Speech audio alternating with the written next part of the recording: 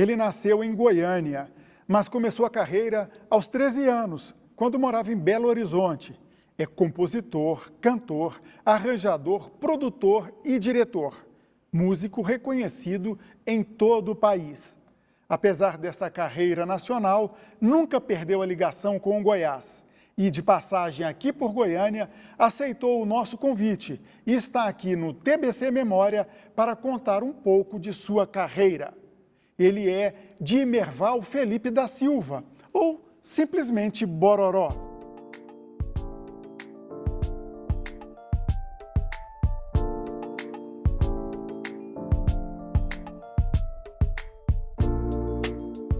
Olá, Bororó, é um prazer receber você aqui no TBC Memória. O prazer é todo meu, de participar de um programa significativo, né? TBC Memória é uma oportunidade que nós artistas temos de mostrar para as pessoas num alcance maior as nossas andanças, as nossas propostas, as nossas preocupações, né, com a cultura. Tentamos fazer a nossa parte aqui. É maravilhoso. Bororó, conta uma história aqui. Para mim é verdade que quando você, ou melhor, antes de você começar lá em Belo Horizonte, você não gostava de música, mesmo sendo filho de músicos? Sim, meu pai tocava violão e tocava de Lermando Reis, Garoto, Pixinguinha, Noel Rosa, né? Ernesto Nazaré. Só esse pessoal, né? É. E minha mãe tocava música sertaneja. A verdadeira música sertaneja, que é aquela das raízes, né? Que tinha identidade. Tonico Tinoco, Cascatinha, Ana, né? Então, eu queria dormir e eles ficavam tocando, né? Meu pai chegava do serviço e ia tocar 6, 7 horas até meia-noite, eu querendo dormir. Aí eu passei a detestar a música, mas que trem chato, né? Mas aí, quando eu fiz exatamente 11 anos, eu comecei a prestar atenção no que eles estavam fazendo. E não teve jeito, meu pai saía para trabalhar, ele trancava o estojo, eu ia lá, destrancava e começava a tentar imitá-lo, né, visualmente, o que eu via ali. Tá? E comecei a ficar apaixonado pela música, né? E aí começou, aos 12 anos. Literalmente a herança genética prevaleceu aí, né? Não teve como, né? Pois é, e você estava em Minas ainda, você tocou por lá, conheceu uma galera do clube de esquina, Sim. Como é que foi isso? Bom, eu tocava nos conjuntos de baile, né? Como aquela música do Milton, né? Que a gente tem que ir aonde o povo está. O povo está, né? Na bulé de caminhão, na Kombi, enfim, a gente viajava tocando pelo interior, né? Nos conjuntos de baile. E o Flávio Venturini também tocava num conjunto de baile chamado Os Turbulentos. Antigamente tinha uns nomes assim engraçadíssimos, né? Eu tocava num conjunto chamado The Med, e ele Os Turbulentos. Então ali eu comecei a fazer amizade com o Flavinho e tudo. A primeira vez que eu subi no palco foi no Teatro Marília, que fica no Parque Municipal em Belo Horizonte. Eu tinha exatamente 14 anos. Quer dizer, a primeira vez que eu pisei no teatro, né? Foi uma coisa maravilhosa. E aí comecei a conhecer as pessoas, né, do Clube da Esquina, o Tavinho Moura, né, que eu conheci o Tavinho Moura, tudo, pessoa maravilhosa. Bororó, vamos saltar no tempo. Você já está de volta para Goiânia, Sim. Aquela efervescência do final dos anos 70, começo dos anos 80, Sim. A sociedade pedindo democracia, você muita atuação política também, e também Zero Bar, Praça Tamandaré. Como é que foi essa época? Foi uma época de ouro, né? Me emociono muito de falar nessa época, porque grandes amigos, né? César Canedo, né? Que recentemente nos deixou. César Canedo era meu irmão, nós éramos irmãos, né? Tocamos uma vida inteira juntos. E ali o Cezinha, a gente tocava no Sírios, que foi o primeiro lugar. Quer dizer, eu comecei tocando, na verdade, na praça lá do setor universitário. Chafariz. No Chafariz, né?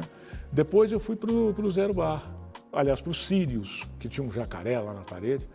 Então lá no Sírios tocava o Fernando Perillo, Cezinha Canedo, eu, Paulinho de Assis, né? Piano.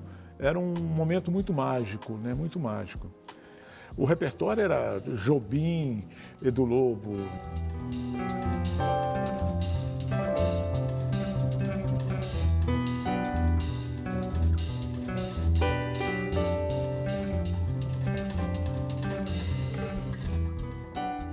Milton, era o Noel Rosa, Pixinguinha, era o que há de melhor na música brasileira, nós tocávamos ali, né? Era uma época de ouro. Mas também foi uma época assim, muito conturbada politicamente dizendo, porque era uma época de repressão braba, né? Década de 70, né? Era uma coisa meio complicada. Você chegou a ser preso por motivos políticos? Como é que foi isso? Foi um negócio tão... Quer dizer, eu fui cantar uma música... Na época era proibido tocar e cantar, quer dizer, cantar a música do Geraldo Vandré. Para não dizer que falei das flores. Exatamente. Era proibido cantar essa música e um belo dia, os círios barrotados de gente, né? E eu falei assim, poxa, eu vou cantar essa música. E comecei a cantar a música, e cantei a música, o Sirius veio abaixo, né? Aí no final da música, eu toquei o hino nacional. Vem, vamos embora, que espera, que é o final, que esperando, quem sabe faz a hora, não espera acontecer.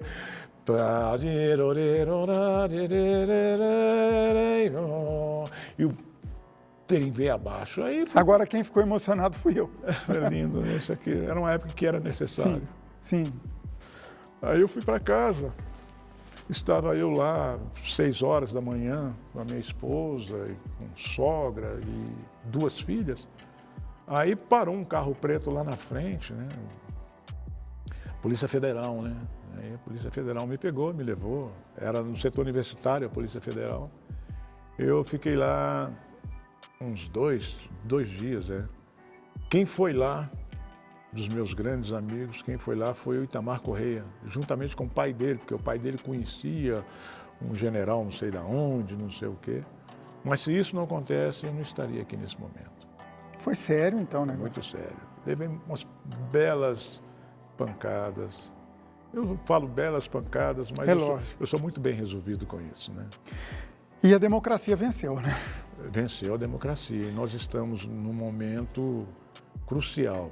Eu acredito que vamos sair dessa como já saímos de outras. Vamos falar de coisa boa então. Aí Bororó foi para o Rio de Janeiro. Como é que se deu isso? Sim, a minha ida para o Rio de Janeiro foi depois que eu fui convidado pelo Brás Pompeu de Pina para ser um dos fundadores da Orquestra Sinfônica, que a primeira Orquestra Sinfônica do Estado de Goiás que nós fundamos, através do Sérgio Leão, o Brás Pompeu de Pina, professor Costinha, Dulce, e aí a orquestra funcionou maravilhosamente bem, tocávamos músicas, claro, de Wagner, Bach, Beethoven, Mozart, né? E tocávamos também músicas de compositores brasileiros e de compositores do século passado, de Pirinópolis, que são compositores maravilhosos. Aí, depois disso, me vi preparado para ir ao Rio, porque eu já tinha vivência com a música popular brasileira, né? E aí eu fui viver a experiência da música erudita, então já me vi pronto nesse sentido de obter bastante informação para poder trabalhar com a arte, trabalhar com a música no Rio de Janeiro. E isso se deu através do Sérgio Ricardo. Ele me convidou, um show que ele veio fazer em Goiânia, ele me convidou para fazer parte de um trabalho dele. Depois que nós tocamos juntos ali no teatro, eu conheci o trabalho dele. E aí o primeiro trabalho que eu fiz no Rio de Janeiro com o Sérgio Ricardo foi um cordel que ele musicou do Carlos Drummond de Andrade e orquestrado pelo grande Radamés Inhardt. Quer dizer, ali eu já estava em berço esplêndido. E com a nata da música, né? Com a nata da música, né? E trabalhava no estúdio com o filho do Abel Ferreira, que era o Leonardo Bruno, que é um dos maiores maestros desse país. E quem fazia as letras dos jingles era simplesmente o Ney Lopes. Ney Lopes, um dos maiores poetas da língua afro-brasileira, reconhecidamente na Europa, escreveu mais de 15 dicionários em banto e iorubá. Você falou da música afro, o seu estilo de música seria afro-brasileiro? Como que é isso? Na verdade, a minha música, eu tento fazer com que a minha música se torne universal. De que maneira? Através das minhas pesquisas, das minhas informações, faz com que eu faça algo que tenha identidade. Por exemplo, eu andei muito pela África, eu viajei o Brasil inteiro, né, tocando com a Beth Carvalho. Que não é só fevereiro, meu samba não é passageiro, ele veio pra ficar. Quem marca bobeira engole poeira e rasteira, não pode levar.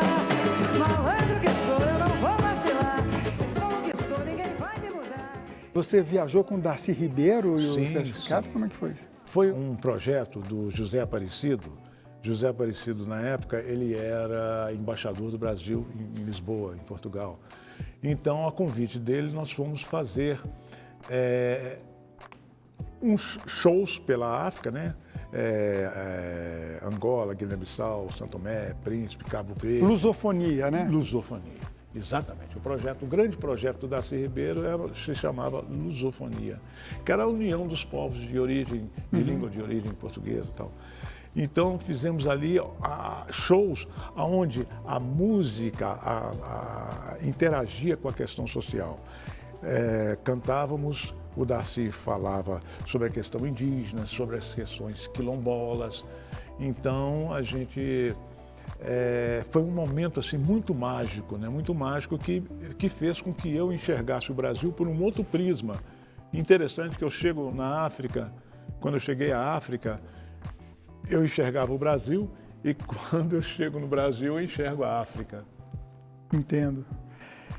Voltando ao Brasil, olha só, eu vou até ler aqui o tanto de gente famosa, gente do métier que o Bororó tocou. Citou já Bete Carvalho, acompanhou Edu Lobo, Ivan Lins, Dori Caymmi, Gal Costa, participou de discos de Chico, Milton, Zé Cabaleiro, dentre outros.